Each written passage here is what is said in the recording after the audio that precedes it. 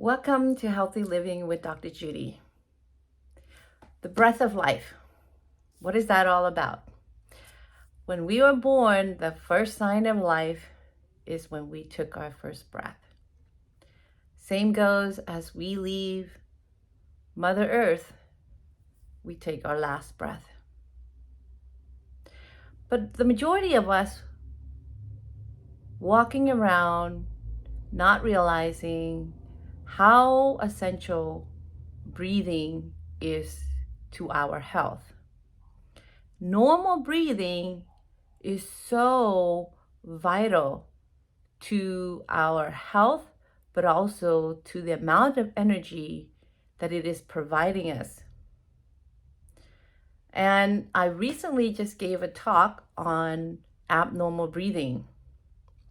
Everyone raised their hand after I asked a series of questions. They were all surprised that they were not breathing normal. So what is the difference between normal breathing and abnormal breathing? Abnormal breathing is when we, one, shallow breathe, two, we forget to breathe because of stress, or three, we breathe through our mouth. All of this is a sign of stress, whether it's external or internal. And breathing through our mouth is a survival mode that our body have as a backup. Like when we have sinus infection or allergy, our nose is stuffed up, so we breathe through our mouth.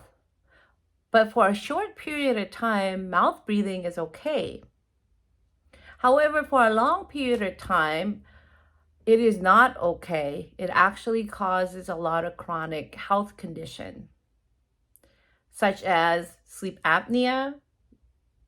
Snoring, like intense snoring, may be a sign of the brain is not getting enough oxygen and it's needing that. So we have to breathe through our mouth. Also, as a mouth breather, we are prone to infection because there's no filter. The mouth is not designed for breathing or taking in air. So mouth breather has 10 to 15% less oxygen. Also, we're prone to infection.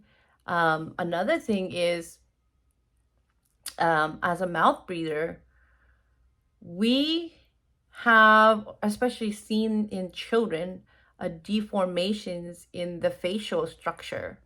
Their nose maxillary bone here is not fully developed. It dropped, so they have narrow face, narrow cheekbone, narrow airway. Their nose could be crooked, and their eyes looks always tired. The best way to breathe is through our nose, because the nose cavity has a microbiomes of itself, but it is designed to filter the parasites, the viruses, bacteria, fungi through the hair follicles, but also through the nitric oxide that is produced when we breathe through our nose. Nitric oxide is a gas that is produced in the endothelial cells of the red blood cells. And it is an antimicrobial, antiviral, antibacterial, antifungal, anti-inflammatory. So it protects us from catching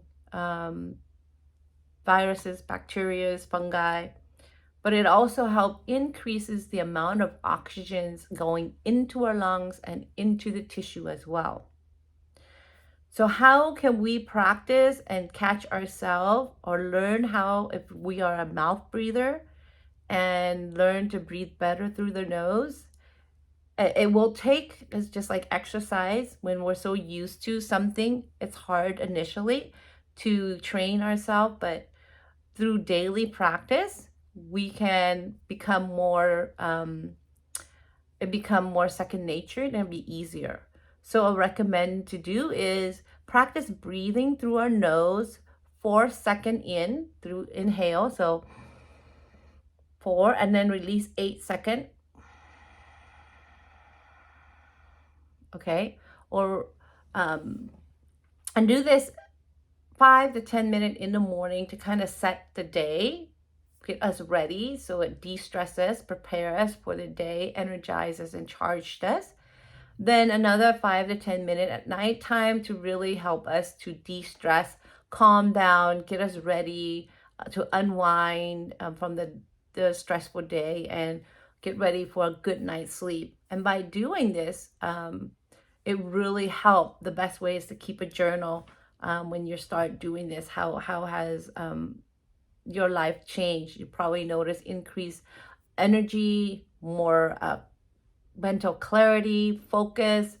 Um, Another benefit to really helping with the nose breathing is to get regular chiropractic care, because 70% to 80% of people with chronic neck and back, shoulder stiffness and pain is a result of improper breathing. They're not getting enough gas or oxygen into their body. I had a patient, she tried everything, stretching and doing all kinds of stuff. It didn't relieve, and she just not feeling that she's getting enough oxygen into her body. And chiropractic care took care of it. So chiropractic care aligns the nervous system, balances the body, and allow us to carry on our day to day with at our optimal ability.